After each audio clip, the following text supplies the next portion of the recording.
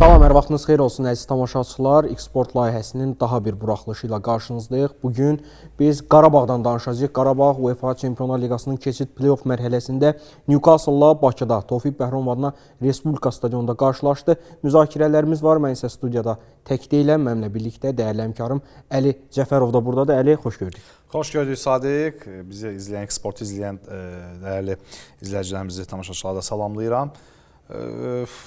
Danışacağıq, amma nə danışacağıq, nədən danışmalıyıq? Biraz bu suallar yaranır Qarabağın oyunu ilə bağlı. Yəni hesabla bağlı, oyunla bağlı yox. Bu məlum bir görüşdür Liverpool ilə oyunun belə Liverpool oyunda da eyni böyük hesablı bir məğlubiyyət var idi. Azərbaycan futbolu üçün o çox tarixi bir mərhələdir Qarabağın özü üçün və eyni zamanda Azərbaycan futbolu üçün ki, burada təmsil olunduq, gəlib bura qədər çıxmışıq.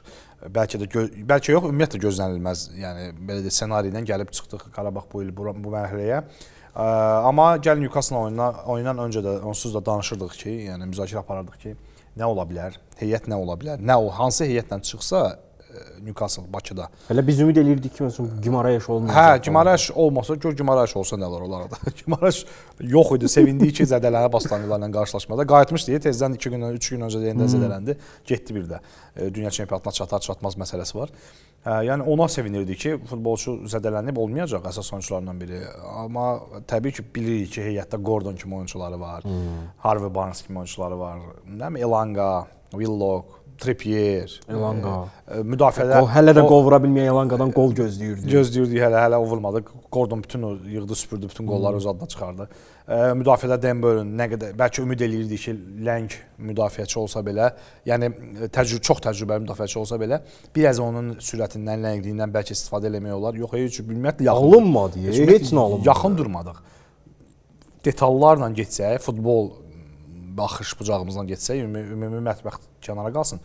Futbol tərəfi ilə getsək, Qarabağ ilk hissədə təbii ki, o böyük hesablı nəticələrdə həmişə mən deyirəm ki, zərurətdən doğur da. 2-3 artıq buraxanda komanda əvəzdən düşür, digər qollar gəlir. Psixoloji olaraq. Həm psixoloji çöküşsən. Burada ilk dəqiqələrdə o ki, 10-cu dəqiqəyə qədər artıq buraxılan qollar var idi.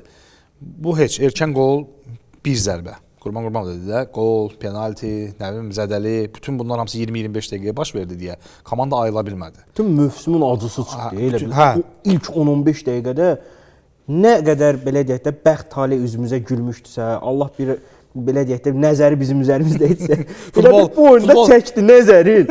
Dedi ki, ilk 10 dəqiqə görür mənə neyinirsiniz? Futbol tanrısı da. Futbol tanrısı. Futbol tanrısı belə deyək, o yaxşı bənzətməkdir. Çəkdi əlini 15 dəqiqə. Deyir elə bir o uşaq yeriməyə başlayar, əlindən tutarsan, sonra əlini çəkərsən belə anidən. Aşır da, saxlaya bilmir. Bilməzən elə. Bax o ilk 15 dəqiqə Qarabağ üçün elə oldu. Anidən əlini çəkdi futbol tanrısı. Elə oyunda çəkdi ki, onsuz da bu oyun çox ağır oyun idi. Onsuz da Newcastle yəni İngilis klubları. Amma sənə deyim, Liverpool-la oyunda əlini çəkməmişdi ha. Orada əlini çəksəydin olardı. Yox, bir sənə deyim, Liverpool-la oyun orada da hesab onsuz biabırçı idi. Amma Liverpool oyunda sən müqayisə yaxşıdır əslində.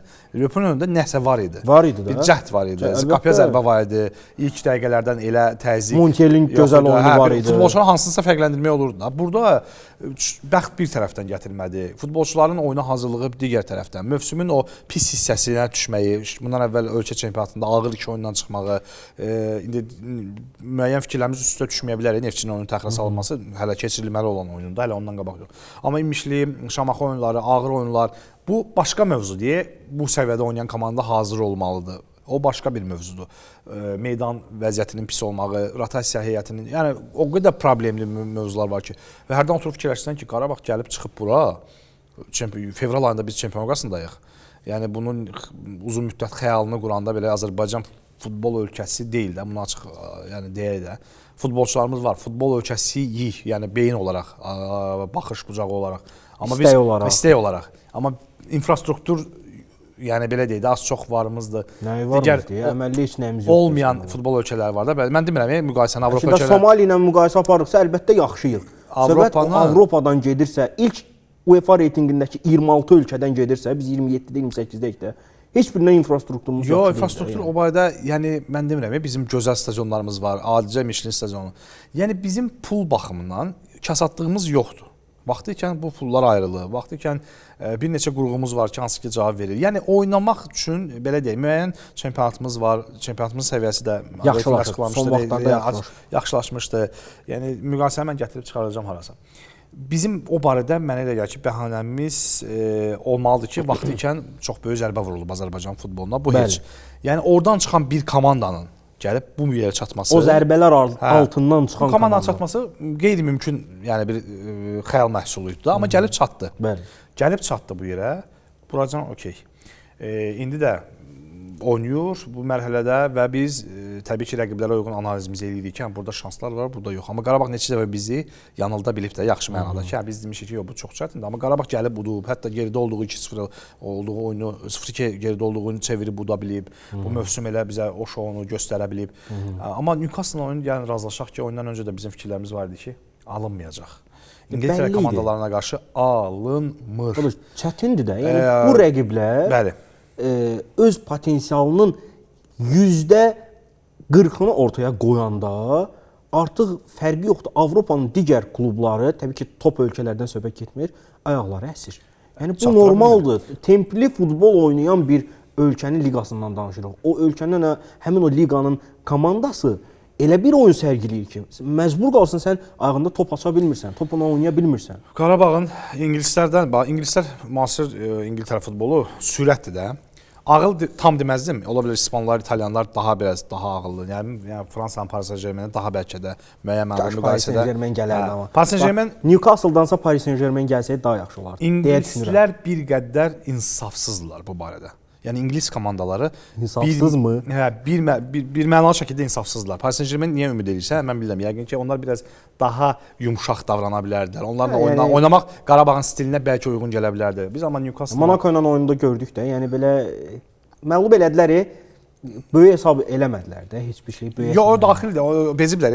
Ötən ildə desən Brestlə qarşılaşmışdılar. Fransa komandalarının bu mərhələdə. Amma son oyunda liqada səmimisən 1-0 məğlub olmuşdu. Rennes də məğlub olmuşdu. Rennes də 3-1. Yox, söhbət ondan getmir. Yəni demək istəyirəm ki, Newcastle tamam başqa. Mən demişdim onların yanaşması fərqlidir. Onlar Bakıya gələcəklər mümkün qələbə ilə ki, yəni işi burada həll eləməklə, böyük hesablı qələbə ilə ki, getsinlər. Ümid lap əvvəl püşkatma olanda fikirləşmişdik ki, bəlkə Bakıda bir-birlik nəticə, amma mən St. Jamesdə mütləq şəkildə böyük hesablı qələbə Newcastle-dan gözləyirdim. Mən indi amma gözləmirəm. İndi tərsinə oldu da, yəni Bakıda həll elədilər. İndi Newcastle City ilə oyundan sonra nə heyətlə çıxacaq Qarabağın qabağına? Və bu hesabdan sonra bir 5 oyunçu dəyişə bilər, 4-5 oyunçu dəyişə bilər ki, İngiltərə Premyer Liq ağır qrafiki var, çox ağır. O artıq Qarabağla ikinci oyun onlar üçün formal xarakter daşıyır. Yəni razılaşaq da, yəni bu burada pis bir şey demirik. Biz burada reallığı deyirik ki, yəni formal xarakter daşıyacaq. Faktlar da. Faktlar danışır, rəqəmlər danışır. O ki qaldı qaydaq Newcastle oyuna. Kohaski olmasaydı hesab daha böyük ola bilərdi birinci hissədə. Bikalyo, Yankovic ikilisi yox kimi idilər ilk hissədə. Qurban Qurbanovu qınayırlar ki, bir Ajax-dan oyunda kobud aşkar səhv. Yəni bunu məncə özü də bilir, özü də boynuna alır. O sonlarda o cür toplar buraxılmamalı idi. Ajax-dan oyunda qələbə əldən getmişdi. Bir də bu oyunda oyunun startında səhv.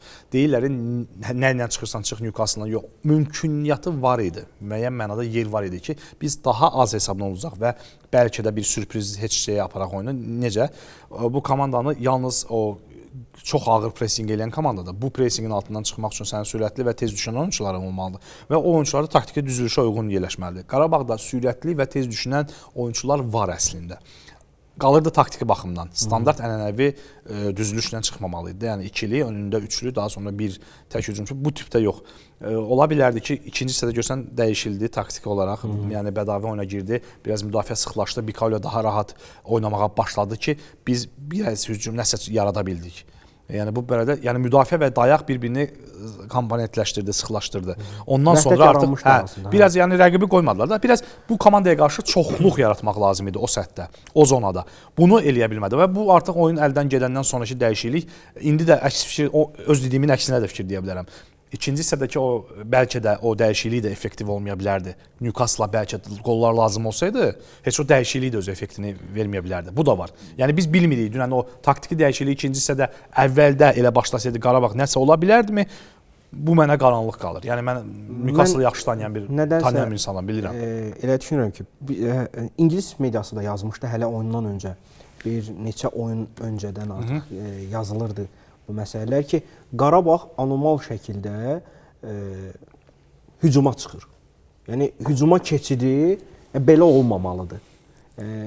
Qarabağın məsəl üçün hücuma keçidi olmalıdır digər öz səviyyəsində olan klublar kimi. Amma hücuma anidən atılmağı sanki elitar bir futbol komandasının hücuma çıxmağı idi. Bax bunu neytrallaşdırmışdı Newcastle. Çox yaxşı analiz eləmişdi və hücuma çıxa bilmirdi. Bəzən fikir verirdik də biz Kadi olanda oyunda və yaxud ümumiyyətlə müdafiədən də anidən biz hücuma atıla bilirdik. Rəqibin xırda cüzi səhvini yaxalayıb hücuma qarşı. Yox, yenə də deyirəm, fərqi yoxdur. Burada da tapmaq olardı, bir yol sən deyən tapmaq olardı, nəsə eləmək olardı.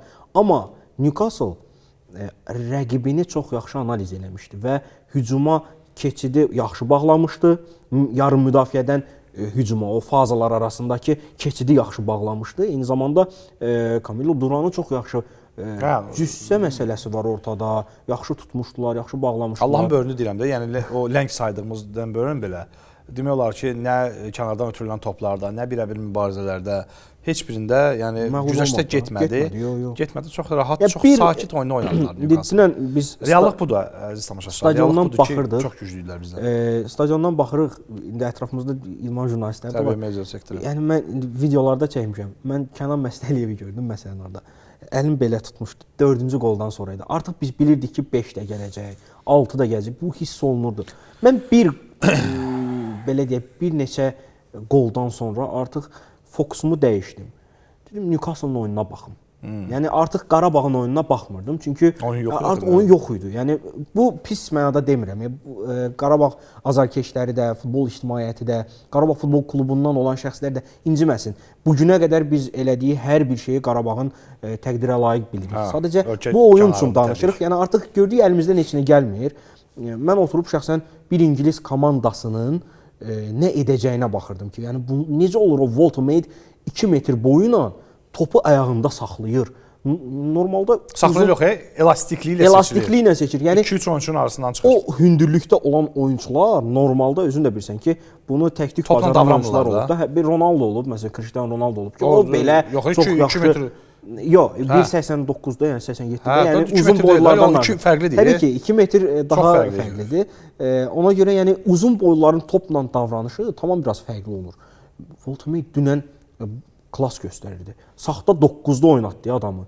Gordon atdı hücuma və dünən Eddie Howe'a da bu sualı verdilər idman jurnalistlərindən ki, niyə belə elədin? Dedi bu sadəcə taktiki gediş idi və Gordonun sürətinə inandıq. Volta-Made ona görə arxaya çəkdik. Allatmışdı. Onu allatmışdı, çox gözəl allatmışdı. Çox möhtəşəm analiz eləmişdi Qarabağı Eddie Howe'un kollektivi. Bax, o Eddie Howe menecerdir. Eddie Howe çox gözəl həqiqətən başa düşür. Düzdür, indi İngiltərə Premyer Liqasında vəziyyətləri çox da yaxşı olmasa da, amma biz görürük ki, Newcastle həqiqətən çox yaxşı hazırlaşır. Tövsiyə edirəm ki, City ilə qarşılaşmanı da izləyin. Əlbəttə, izləmək lazımdır. Çox maraqlı oyun olacaq. Baxın görün orada necə oyun gedəcək. Ola bilər ki, orada da yəni temp yüksək olmasın və mən əksini gözləyirəm. Yəni yenə də hər iki tərəfin belə deyək də aramsız, davamsız hücumları olacaq. Ola bilər orada tamam başqa taktik savaş gedəcək. Yəni keyfiyyət fərqlidir. Ümumiyyətlə deyirəm, yəni İngilis komandalarından aşağıdan kim gəlir gəlsin. Brentforddan oynasaydıq belə yenə çətinlik çəkəcəkdik. Yəni Wolverhampton dünən Arsenaldan xal. Yəni bu həftə keçirilən çempionat oyununda. Yəni ona görə İngilis komandaları müasir futbolda çox pressing, giga pressing və çox sürətli ilə seçilirlər. Tamam fərqlənirlər digər komandalardan. Yəni bu sürət özdə İtalyan da sürətlə oynaya bilər, İspan da oynaya bilər, Alman da, Norveçin budo komandasında sürətlə oynayanda 2 dəfə gördük. Juventusla Interi gördük. Bu həftə birini türklər, birini də Vikinglər əzdi. İtalyanlar bu həftə yası düşmüşdü. Gəlməmişlər. İlanın başını Norveçdə əzdilər, Sinyoranı da burada piskinə qoydular. Bilmək olmaz cavabında nələr olacaq. Juventus arası Qalatasaraya keçə bilər yoxsa yox, şansı qalırmı? Bu da sualdır. Gələn həftə danışacağıq. Amma hər halda İtalyanları bu həftə neytrallaşdıra bilirlər də. Yəni demək istəyirəm sürəti bu da oynaya bilər Norveçdə, o komanda da yaxşıdır. Yeri gəlmiş mən onları həmişə Qarabağla paralel aparıram. Onların da çempionatı indi var ya orada Rustenburg zamanında yaxşı olub, sonra düşüş olub, sonra indi birdən-birə yenidən budo toparlanıb, hə yaxşıdır illər ərzində. Onlar da biraz yəni Qarabağ adı çəkiləndə Avropada biz necə Avropalılar wow kimi baxırsa, son illərdə budoya da elə baxır. Əlbəttə. Ki budo komanda var, çətin sayılarda onlarla qarşılaşmalar. Düzdür, Qarabağ onları məğlub edib səfərdə Toralının möhtəşəm qolu. Yəni o da Qarabağ tipli bir komandadır. Onlar da sürətli oynaya bilər. Amma ingilislər bu sürəti ekstra oynayırlar və dayanmadan siz onların 110-cu, 105-ci əlavə edilmiş bəzən 10 dəqiqə, 15 dəqiqə, 8 dəqiqə olur, gedir çıxır 110-cu dəqiqədə. Bu oyuna baxsaq görürsüz ki, adam yəni əvəz edilməyən oyunçu da, hələ sonradan girəni demirəm də, o heç onda sürət yaxşı olur. Birinci dəqiqədən oynayan oyunçu bu nə sürətli 110-cu dəqiqədə Bruno qaçır. Gimaraes 89-cu dəqiqədə pressing eləyən oyunçudur. İndi dünənki oyunda iştirak eləməyib, amma İngiltərədə oynayan oyunçular məcburdur. Söhbət ingilis olmaqdan getmir. Ola bilər deyirlər ki, İngiltərədə oynayan, altını xəttini çəkək, o qırmızı xətdən ki, İngiltərədə oynayan oyunçular pressing eləməyə məcburdur. Liqa bunu tələb edir. Və tələb edir və deyə bilərsiniz ki, hər gələn oyunçu skautlarda məhz ona baxır da. Bu adamın fiziki göstəriciləri nədirsə, parametrlər açılır. Bu adam dözümlüdür falan qədər. Vəssalam 80%, 85% yetərlidir gəlsin. Misal üçün də, yəni o seçimlər arasında. Ona görə ingilis futbolu budur. Ola bilər İspan, İtalyan futbolu daha ağıllıdır. Ola bilər.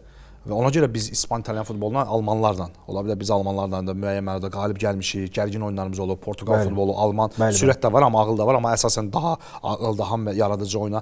Amma ingilislər hər şeyin üstündə sürətdə önəm verir. Ağıl onlarda sonradan gələ bilər. Amma sürət idmandır bu. Sürət olan yerdə də ani qərarlar vəssalam, biraz ağılı müasir futbolda üstəliyir də. Gəlir razılaşaq. Ona görə biz ingilislərdən bacarmırıq.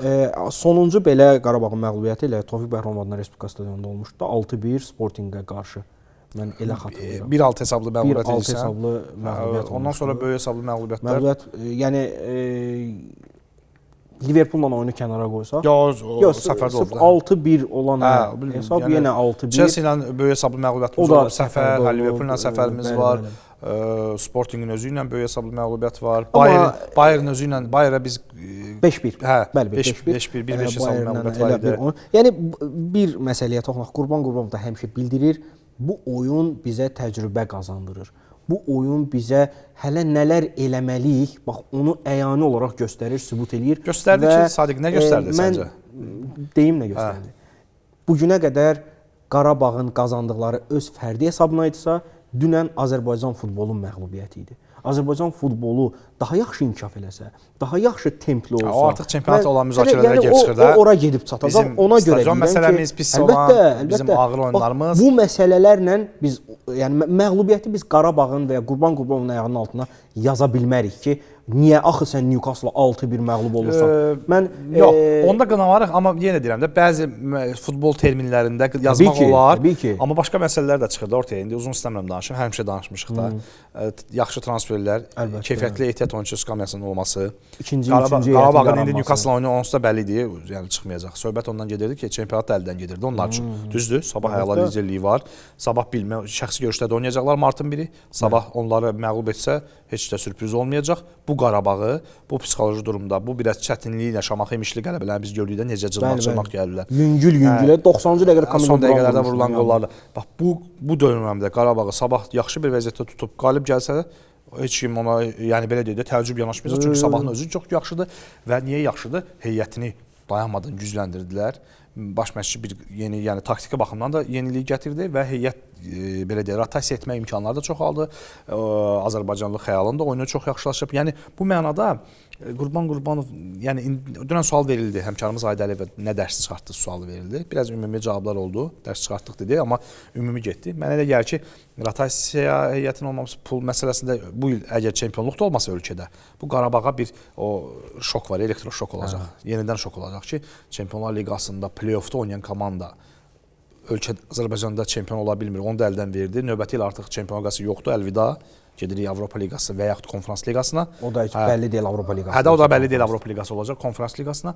Orada bir şok olacaq. Ondan sonra artıq bəlkə də bu 3 oyunçu alıb 5 aydan sonra bizə lazım olacaq deyə yetişdirib daha az büdcəli oyunçu almaqdansa bəlkə hazır oyunçulara bu tənqidlərdən bəlkə bir nəticə çıxartmaq olar ki, həqiqətən də lazımdır. Yəni biz balanslı maliyyə siyasətini başa düşürəm, amma o çərçivədə də bizə bir 2-3 yaxşı oyunçu lazımdır ki, mənim Yankoviçim olmayanda məcbur qalmayım ki, ondan asılı qalmayım, onun yerinə rəqabət olsun mövqedə. Baxırıq ki, kimsə olmayanda bilmirik ki, kim girəcək. Kim girəcək? Hesab baxırsan ki, kim girəcək? Adaya girəcək, yaxşı. Kəndin dərsi. O yenə də qaçacaq özü üçün, başa düşürəm, yaxşı, müəyyən mənada yaxşı sayıla bilər son dönəmlər, amma vəssalam, başqa kim? Qadi, o da zədədən qayıdıb, heç kim yoxdur, yəni. Adlar var, siyahı doludur. Amma o siyahıdan oyunda bir təsir eləyəcək. Adicə bədavi futbolsuz qalan deyə bilərik də. Yəni son zamanlar ümumiyyətlə əsas edir. Dünən girdim, xoşuma gəldi bədavi. Yox, bədavi həmişə öz nizamlı formasını oynadı. qoruyan. Format nizamlı oynadı. Yəni incimir ki, məni niyə salmırlar heyətə. Girdi, öz oyununu göstərdi. Taktiki düzülüşə də, yəni dəyişildi də müəyyən mənada. Uyğun oldu.